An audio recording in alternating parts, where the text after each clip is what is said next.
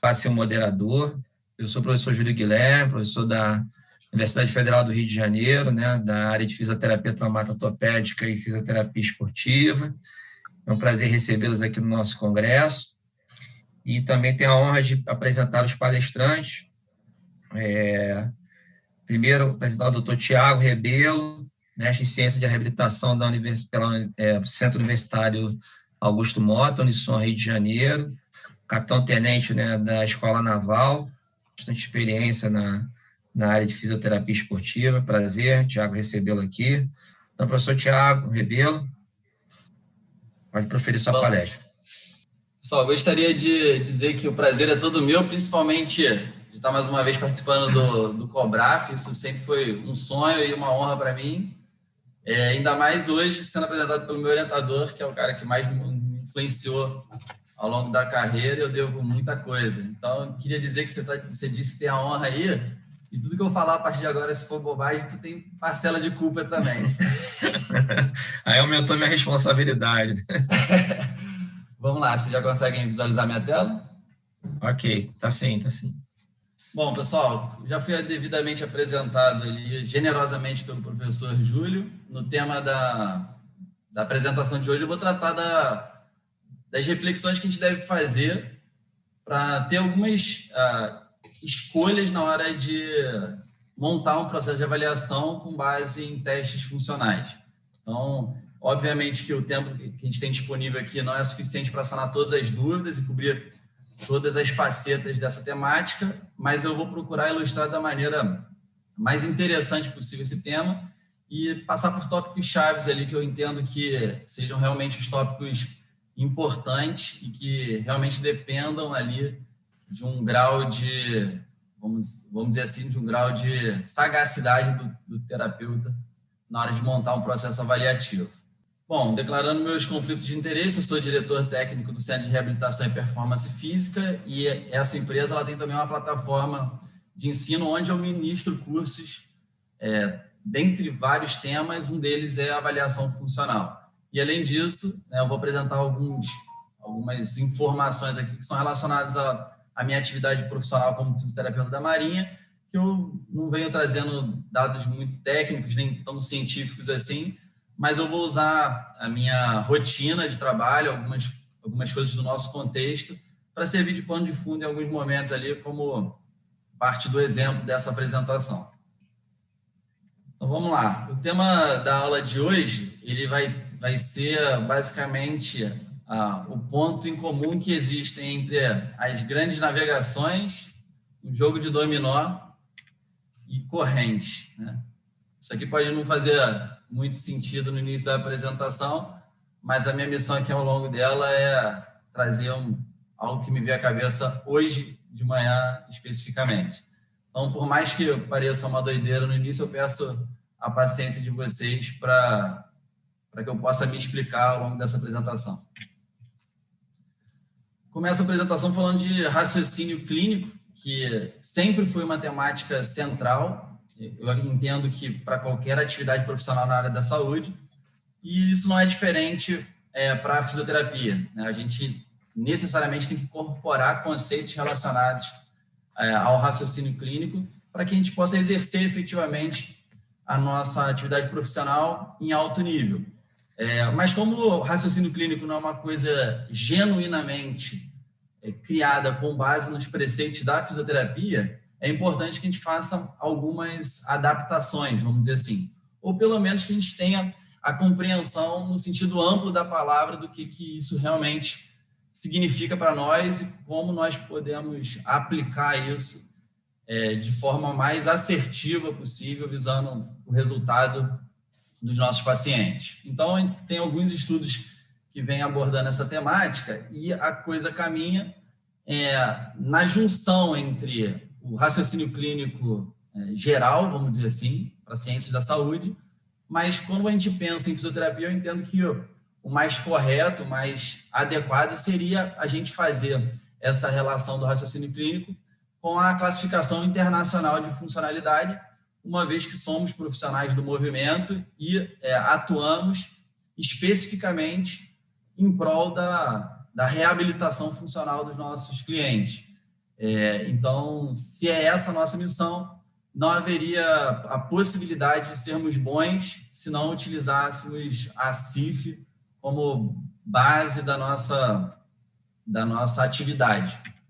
Então, o que ela tem de complexa para a parte, a meu ver, de classificação, apesar de extremamente importante, ela tem de simples, na minha concepção, em relação a modelo conceitual. E aí eu trago essa simplicidade ilustrada através do diagrama da CIF, que, apesar de muito simples, no meu modo de ver, é bastante completo e isso o torna fantástico, né?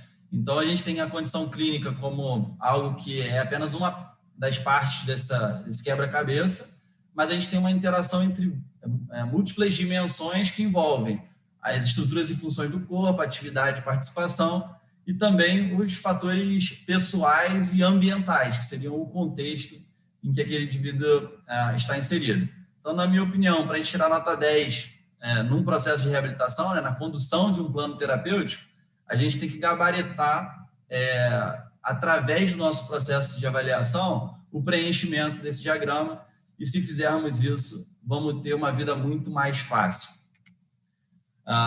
E aí, aproveitando que eu estou no Congresso Brasileiro de Fisioterapia, e aqui é o local de propor algumas reflexões, eu entendo que, para que isso se transforme numa identidade um pouco melhor da fisioterapia e que a gente consiga fazer as distinções necessárias, talvez o que a gente faça na prática não seja tanto um raciocínio clínico, tão somente um raciocínio clínico, mas por sermos profissionais do movimento e termos como objetivo central a funcionalidade, talvez o que a gente conduza seja muito mais um raciocínio cinesio-funcional, dado que alguns quesitos clínicos podem ser ou irrelevantes dentro do nosso contexto de atuação ou simplesmente inalcançáveis pelas nossas terapêuticas, pelas nossas intervenções. Então, fica aqui, isso aqui é absolutamente opinião pessoal, talvez alguns dos senhores compartilhem dessa ideia, mas, de qualquer forma, fica aí um motivo para a gente poder pensar um pouco melhor nisso. Basicamente, o processo de avaliação conduzido através de um raciocínio clínico ou cinésio funcional, como vocês preferirem, eu entendo como sendo basicamente aquele primeiro trabalho, aquele primeiro processo quando você vai construir, vai montar um quebra-cabeça que as peças estão todas embaralhadas. Então, a primeira fase do processo talvez seria a gente dividir em peças que tenham características similares, vamos dizer assim, separa por cor, separa por forma, para a partir daí a gente começar a encaixar efetivamente as peças. E usando essa analogia, eu diria que a gente tem o nosso paciente na nossa frente no consultório, ele vai trazer um monte de peças embaralhadas, conforme a gente vai coletando essas peças, o raciocínio clínico nos ajuda a organizá-las para, na hora da gente consolidar um plano de tratamento, a gente possa efetivamente encaixar essas peças para que o resultado final seja satisfatório. Então, a gente, nessa minha proposta, de pensar muito mais no raciocínio cinésio-funcional, eu acho que também passa por uma crise de identidade nossa da fisioterapia, que muitas vezes não se reconhece num papel em que originalmente fomos designados. Então, eu utilizo aqui essa outra analogia para trazer isso à tona. A gente tem que se esforçar o máximo possível para efetivamente criar a nossa a identidade, os nossos modelos, e, por coincidência, no ser ou não ser, eis a questão aí, a gente tem um artista que se parece muito com o professor Ney Mesiar, mas qualquer coincidência com o slide seguinte é mera coincidência mesmo. Bom, no modelo biopsicossocial, que todos, se não conhecem, deveriam conhecer, a gente tem 3 grandes dimensões, que é a biológica, psicológica e social. O formato clássico é esse mais simétrico, mas a verdade é que a gente tem que entender isso como um modelo dinâmico e muitas vezes assimétrico, em qual incorre o mesmo indivíduo mudando de condições, de dominâncias diárias ao longo do próprio processo de tratamento, e também indivíduos diferentes têm combinações diferentes em termos de importância ou de dominância desses campos dentro de uma determinada condição clínica / funcional. E aí, uma outra coisa que eu entendo como sendo importante a gente entender, e no final das contas eu vou juntar tudo numa sopa só, eu gosto bastante dessa diagramação da pirâmide de performance de Cook, né? Na qual a base da pirâmide é formada pelas propriedades do movimento, que basicamente seriam os componentes fragmentados desse movimento. Força, mobilidade, né? Flexibilidade, propriocepção e controle motor como variáveis distintas, né? Isoladas. Ascendendo essa pirâmide, a gente teria o que é descrito como performance funcional. E nesse campo, a gente tem a tarefa realizada em contexto, né, controlado, né, e de forma consciente. E aí a gente teria, né, os atos mecânicos do sprint, de um salto, cutting, chutes, arremessos, só para dar alguns exemplos dentro da realidade do esporte. E, por fim, a gente teria o topo de pirâmide, que seria basicamente as habilidades, que essas tarefas executadas dentro de um contexto real. Então, é a prática da atividade esportiva propriamente dita, com tudo que é referente em termos de pressão psicológica, contato com o adversário, eventos não possíveis de se antecipar e assim por diante. E esse é um tópico central, é basicamente aqui que a gente quer realmente gerar impacto, é isso que a gente quer proporcionar para os nossos pacientes que eventualmente perderam ou performance ou a mesma condição de praticar as suas atividades laborais / esportivas. Bom, em relação ao modelo da CIF, eu já adiantei alguns fatores, né? Então, é só importante relembrar que no campo de funções, estruturas, atividades e participação, na verdade, o que a gente tem é uma fragmentação, né? Uma decomposição de fatores, onde a participação seria o todo, a atividade, partes menores desse todo, e as estruturas e funções são todos os construtos que possibilitam que a gente execute as atividades de maneira satisfatória e possa participar de maneira eficiente. Uma outra coisa que é impossível de negligenciar é a rede de sistemas complexos, né, a rede de determinantes, que foi introduzida em 2016 pelo estudo da professora Natália Bittencourt. E, resumindo bastante esse tema, a lição que ele nos ensinou é que uma mesma condição clínica, por exemplo, aqui uma lesão de LCA, ela pode, em diferentes populações ou em diferentes indivíduos, ter ingredientes, né, ter componentes bastante distintos, né, ainda que o desfecho seja o mesmo. E aí, o que vai ditar, principalmente, o risco da pessoa desenvolver esse tipo de consequência, né, de desfecho, é uma interação não linear entre esses múltiplos fatores. Tá? Isso é uma tarefa extremamente difícil, complexa, né, com perdão do trocadilho, mas é o que se tem, é o que tem para hoje. A gente tem que se preparar para entender isso da melhor forma possível. E aí, como eu falei, que eu ia misturar isso tudo dentro de uma sopa, me reservei o direito de desconstruir o modelo da CIF só para que eles ficassem alinhados, onde o nível de função e estrutura estariam, segundo Cook, lá no nível de propriedade do movimento, as atividades no nível de performance funcional e a participação no nível de habilidades. E para não deixar de fora, né, os fatores pessoais e ambientais, eu dividi para que eles ficassem sobrepostos ao modelo clássico biológico, social e psicológico, né, o famoso modelo biopsicossocial. E no meio disso tudo vai estar, como eu usei no exemplo no slide anterior, uma possível lesão de LCA. E esses campos são dominados por determinantes que estão em cada um dos segmentos psicológico, biológico, social, e a gente tem que tentar preencher da melhor forma possível esses balões e relacioná-los de maneira mais inteligente. Quem conduz esse processo, quem possibilita a construção do raciocínio clínico ou o raciocínio cinésio-funcional, como eu propus. Então, pensando especificamente nas questões afetas à avaliação funcional, ela tem que servir para todos, não só para o fisioterapeuta, ela tem que ter uma lógica central para todos os profissionais e principalmente para o paciente. E aí a gente tem que ter um plano de ação. Nesse plano de ação, eu entendo que o principal e talvez o primeiro componente, né, o componente de ponto de partida, seria reconhecer o território inimigo. Então, entender as características da modalidade esportiva, o ambiente de atuação que ela se dá, o nível de competitividade daquele atleta ou daquela equipe em específico e a rotina deles de treinamento / trabalho. O segundo ponto pode ser dividido em dois, que são as características coletivas, né, de prevalência das lesões, magnitude e gravidade delas, os dias de afastamento que ela gera e o eventual prejuízo à performance, né? E do ponto de vista individual, as próprias características do indivíduo, o perfil biomecânico e os aspectos psicossociais daquele indivíduo em específico. Completando esse tripé de plano de ação, seriam os atributos e os meios próprios. E aqui eu digo em relação ao fisioterapeuta ou à equipe multiprofissional e o serviço em que ele está inserido. Então, é importante levar em consideração recursos materiais disponíveis, a disponibilidade pessoal, o tempo disponível para intervenção e as habilidades que aquela equipe ou aquele profissional detenha.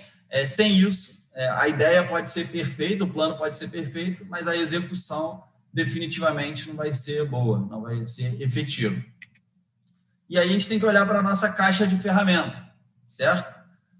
Todos os profissionais, né, todos os fisioterapeutas, eles têm um acervo de recursos, de ferramentas, e essas ferramentas elas são destinadas a resolver categorias de problemas, né, assim como uma caixa de ferramentas de verdade. Isso a gente pode incluir os testes funcionais. A gente poderia pensar como recurso de intervenção, mas aqui nessa apresentação vamos pensar em relação aos testes que a gente conhece. Então, conhecer o teste é o primeiro passo, mas mais do que conhecer o teste, você precisa conhecer um pouco do problema a ser resolvido para que você saiba usar o teste da maneira mais eficiente possível. Caso contrário, a gente teria um problema como esse da imagem.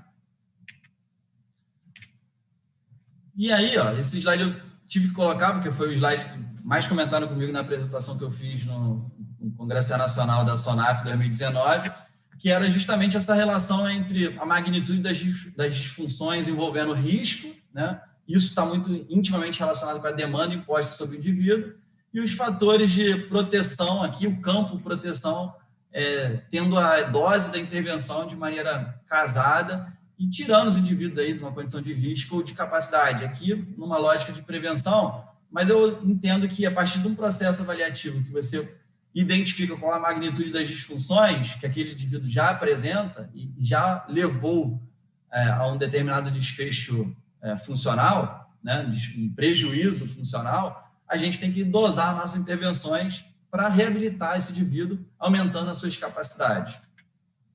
E é muito louco, porque para cada condição clínica a gente vai ter diferentes componentes que seriam aqueles análogos aos hubs da rede de determinantes, né, de sistemas complexos, e a gente precisa ter a ferramenta para medir as variáveis de interesse dentro daquela lógica de um raciocínio clínico. O grande problema é que, ainda que a gente tenha uma mesma condição, a gente tem múltiplas combinações. Então, a gente precisa realmente conseguir monitorar, medir, quantificar essas variáveis, porque senão a gente não sabe escolher as nossas intervenções, muito menos realizar a dosimetria delas. Usando como exemplo aqui o Y-Balance Test, e escolhi ele, o principal motivo foi por ser um teste funcional global, que avalia ao mesmo tempo múltiplas dimensões e tem um grau de evidência já na literatura bastante robusto, além de ser um dos poucos testes que isoladamente podem prever maior risco de lesão em membros inferiores, por exemplo. E o mesmo teste, para que ele tenha um bom resultado, ele vai demandar uma boa amplitude de dorsiflexão, uma boa relação de força de quadril e quadríceps, uma boa função de core, além de quesitos relacionados à propriocepção, estabilidade na mobilidade. Então, ele é um teste funcional num nível hierárquico em que a gente já contempla uma atividade um pouco mais complexa, mas a minha proposta é utilizá-los como testes de entrada, testes de triagem, para, identificando problemas nesse nível, a gente destrinchar, né, aqueles problemas e fragmentos ainda menores e talvez migrar ali do campo atividade para a construção daquela lista de funções e estruturas comprometidas, né? Porque, normalmente, as nossas intervenções vão ter o objetivo de mudar uma dessas variáveis ali no nível de função e estrutura específica. Um outro bom exemplo são os hop tests, que, assim como o Y, já tem ampla validade científica, né, utilizado no meio esportivo para diversas finalidades. E é interessante destacar aqui que são testes em evolução, né? Inicialmente, a proposta é avaliar só a distância do salto, para você verificar a relação ali de potência de membros inferiores e a capacidade que o indivíduo tem de controlar aquela potência gerada de maneira a aterrissar de maneira estável, né? De maneira estável. E hoje a gente vai além, né? Esse teste foi desenvolvido para servir ali como um parâmetro de evolução e alta para pacientes com lesão de LCA, e viu-se que meramente a assimetria entre os membros não é o suficiente para explicar todas as alterações e todos os objetivos que deveriam ter sido alcançados no processo de reabilitação. Então, aqui à direita, eu trago uma ilustração de um artigo que mostrou que, mesmo em pacientes que atingem os benchmarks, né, os índices alvos nos hop tests, ainda sim eles apresentam alterações cinemáticas, né, quando comparado indivíduos que sofreram a lesão de LCA e indivíduos que não sofreram, né? Então, basicamente, de forma mais enxuta, eu diria que a capacidade de dissipar energia na aterrissagem de pacientes que concluíram o processo de reabilitação da LCA e obtiveram índice simétrico na distância do salto ainda não é totalmente eficiente do ponto de vista biomecânico, e talvez isso seja um ponto cego nosso no processo de reabilitação. Cabe atentar para isso, e os testes funcionais, escolhê-los adequadamente, nos possibilita esse tipo de análise. O terceiro teste que eu trago como proposta é o Drop Jump Test, em que a gente só precisa de um step, faz um salto para baixo desse step e faz um segundo salto com contramovimento, né, visando atingir a maior altura vertical do salto.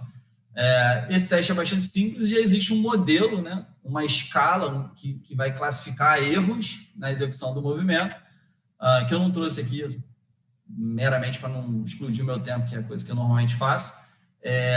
E aí, com base nessas orientações desse padrão de referência, desse gabarito, a gente pontuaria, a gente classificaria de maneira qualitativa, mas depois a gente teria um índice de qualidade do movimento, e isso se provou, inclusive, válido e confiável pela literatura, né? Então, a gente já tem revisão sistemática que nos indica isso. Um teste muito simples, que enquanto não revogarem as leis da gravidade, né, leis da física em geral, não tem desculpa para nenhum fisioterapeuta não saber, não dominar e não aplicar naqueles pacientes que eventualmente precisam das informações que esse teste pode trazer.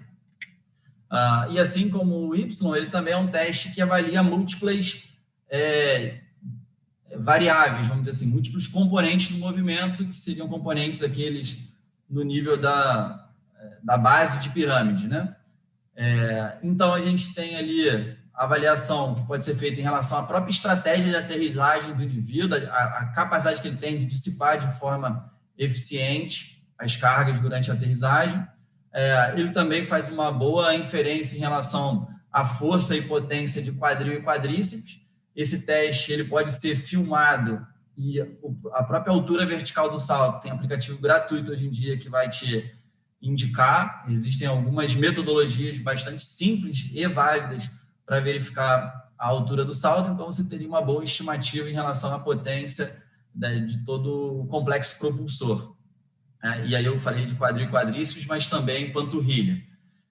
E também um outro quesito que é meio obscuro ainda, a gente não tem tanta clareza do que é controle motor, mas justamente essas disfunções aparentes de movimento, essa dificuldade de controlar os segmentos, que muitas vezes podem ser relacionadas à sobrecarga de determinadas estruturas ou ser mecanismo traumático, eventualmente, também a gente pode avaliar, vamos dizer assim, a qualidade do controle motor que aquele indivíduo apresenta numa demanda funcional que é bastante razoável de se imaginar num contexto de atividade esportiva, por exemplo. Então, vem aqui a minha sugestão, tá? Eu venho falando disso em alguns momentos, com base naquilo que eu leio, né? Com aquilo que eu estudo e também com as necessidades ali impostas pela minha rotina de trabalho, pela minha prática clínica. Então, vou usar esses 3 testes que eu mostrei como exemplo para vocês, num modelo de triagem focado, por exemplo, em um sistema de prevenção de lesão em grandes grupos, que é o que a gente utiliza lá na Escola Naval. Então, a gente, na base, aí, no início, né, no ponto de início desse processo de triagem, a gente poderia, por exemplo, utilizar o Y-Balance Test, e caso a gente não obtivesse índices satisfatórios para esse teste, como ele avalia a combinação, né, de múltiplas variáveis mais específicas, né, com questões mais locais, que estão no nível de função e estrutura, se a gente não tem bom índice, caberia a gente incrementar no nosso processo de avaliação, por exemplo, a avaliação de dorsiflexão, que explica 33% da medida na direção anterior do Y, né? Então, se ele vai mal nessa medida no Y, a gente pode suspeitar de uma limitação de dorso e aí a gente tem um teste específico para isso, que seria o Lange Test. E, da mesma forma, a gente poderia avaliar questões relacionadas em força de core e quadril, né, para poder identificar de maneira mais precisa quais são as intervenções que a gente precisa propor. Nos HOP testes, se a gente não tem índices satisfatórios, potência do complexo propulsor, como eu falei. E no drop jump, a gente poderia pensar talvez em rigidez de quadril, se a gente fizer ele na modalidade unipodal, e nas estratégias de dissipação de carga, a gente pode explorar um pouco mais sobre isso. Caso a gente tenha índices satisfatórios, em tese, está safo pensando num processo de prevenção, e aí o que seria mais indicado para esses indivíduos é um protocolo vacina, que é um protocolo geral de lesões, com base lá nos dados de prevalência de lesão, nos tópicos importantes, pensando na parte coletiva. Então, vamos lá. Para fechar aquele looping que eu abri lá no final da apresentação, que a gente falaria aí de corrente, navegação e jogo de dominó, o processo de avaliação basicamente se resume em identificar elos fracos numa corrente, né, que cada elo se interrelaciona e tem uma parcela importante ali de participação. Com base na identificação desses pontos fracos, a gente consegue ter parâmetros de referência, então a gente consegue marcar alguns pontos na carta, e tendo esses parâmetros de referência, a gente consegue saber em que momento a gente está, em que posição a gente está no processo de reabilitação, e isso nos possibilita interromper uma cascata de eventos, um efeito dominó, que leva o indivíduo a ter cada vez uma gravidade maior de lesão e, consequentemente, também uma gravidade maior de incapacidade. Então, não sei se essa loucura que eu propus fez algum sentido para vocês, mas eu espero que tenha sido, de repente, uma boa ideia, algo a ser pensado por todos, para que vocês possam também me apontar aí as minhas falhas no modelo ou a minha maneira de ver. Ficaria eternamente grato. Aqui estão os meus contatos, né? Fica à disposição de vocês que estão nos assistindo. A minha rede social pessoal tem pouco conteúdo, mas eu estou vinculado a 2 empresas que a gente produz bastante conteúdo, então podem utilizar esses canais para tirar qualquer dúvida em relação a isso. Eu estou à disposição. Muito obrigado pela atenção de todos. Até a próxima. Podemos pensar já no algoritmo, claro, né, guardando as devidas proporções, o algoritmo para joelho. Quais são os testes mais específicos para determinadas situações? Será que nós já estamos próximos? Esse é o ideal, né? O mais próximo a isso, do seu ponto de vista funcional. Então, eu acho que a gente ainda está distante de ter um modelo robusto, mas a gente já tem os subsídios para começar esse processo. Tá? Existe pouca coisa sobre isso. E aí, a minha consideração, que eu acho que é o que a gente deve atentar, e já aproveitando o gancho da apresentação, que por sinal foi muito boa do professor Pedro, é que a gente tem que começar, na minha opinião, pelo final. A gente tem que entender qual é o desfecho que a gente quer chegar, porque é o destino. Então, o algoritmo, propriamente dito, é o caminho pelo qual, é a estratégia, o passo a passo, pelo qual a gente vai chegar naquele desfecho, né? Então, a gente tem que fazer uma desconstrução do processo e a partir daí, né, sabendo qual o destino que a gente quer alcançar, e aí eu diria tanto algoritmo de reabilitação, de escolha de testes para avaliação, quanto algoritmo para escolha, tomada de decisão terapêutica. Então, definindo bem qual que é a métrica, né, qual que é o valor que você quer gerar, e aí tem que estar centrado realmente no paciente, a gente vai buscar as ferramentas e o passo a passo, né? Tem que existir, na minha opinião, uma ordem coerente, né, que nos leve nessa direção e que seja execuível. E aí, para finalizar essa loucura, que eu acho que a implementação de algoritmo que realmente nos sirva, as ferramentas precisam ser válidas do ponto de vista científico, precisam trazer um dado relevante do ponto de vista clínico, e elas precisam ter boa relação custo-benefício. Porque, assim como o professor Pedro se frustrou um pouco aí com o estudo com mais maturidade, né? Se frustrou com o estudo dele do mestrado, hoje, olhando para o meu, eu usei um equipamento de R$150 mil para verificar a magnitude da rotação do ilíaco para saber se a sacroiliaca mexia mesmo ou não, né? Então, é a fração da fração do milímetro, sem analogia, para saber se aquilo era importante. Então, assim, isso traz um aprendizado interessante, nem que seja pelo motivo contrário. Então, a gente tem que tentar simplificar ao ponto de não depender de uma expertise absurda para operar o equipamento, nem de muita grana para ter que investir e nem de muito tempo para poder aplicar. Então, a gente está longe, respondendo a pergunta, de criar algoritmo que seja viável na nossa realidade, mas a gente já tem os subsídios e a gente já tem, acho que, um mindset para acessar essa questão. Perfeito.